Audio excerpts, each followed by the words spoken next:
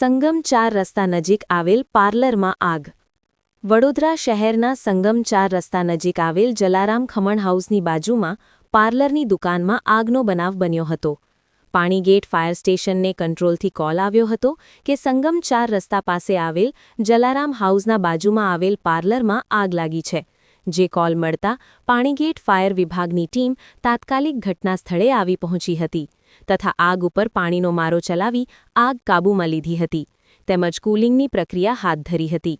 પ્રાથમિક રીતે જોતા શોર્ટ સર્કિટના કારણે આગ લાગી હતી, જે સંદર્ભે વધુ તપાસ હાથ ધરાઈ હતી. એસીમાં આગ લાગી હોવાનું જણાયું હતું. સદનસીબે આગના બનાવમાં કોઈ ઇજાગ્રસ્ત થયું નથી. આગની ઘટના સંદર્ભે પાણીગેટ ફાયર સ્ટેશનના સબ ફાયર ઓફિસર નરેશ માળી દ્વારા માહિતી આપી હતી. કંટ્રોલથી અમને સંગમ 4 રસ્તા પાસે જે જલારામ હાઉસ છે એમના બાજુમાં એક પાર્લર હતું, ત્યાં આગનો ઘટનાનો કોલ આવેલો. અમે તરત જ ઘટના સ્થળે પહોંચીને પાણીનો મારો ચલાવીને આગને કંટ્રોલમાં લીધી છે. કોઈ જાતનું હાનિ થયેલ નથી. અત્યારે હાલ કુલિંગની પ્રોસેસ ચાલે છે. આગ લાગવાની કારણ મોસ્ટ ઓફ પ્રાથમિક રીતે જોતા શોર્ટ સર્કિટ લાગે છે, પણ આગળ એ તપાસનો વિષય છે. અત્યારે અમે જોયું તો એસીમાં આગ લાગેલી હતી.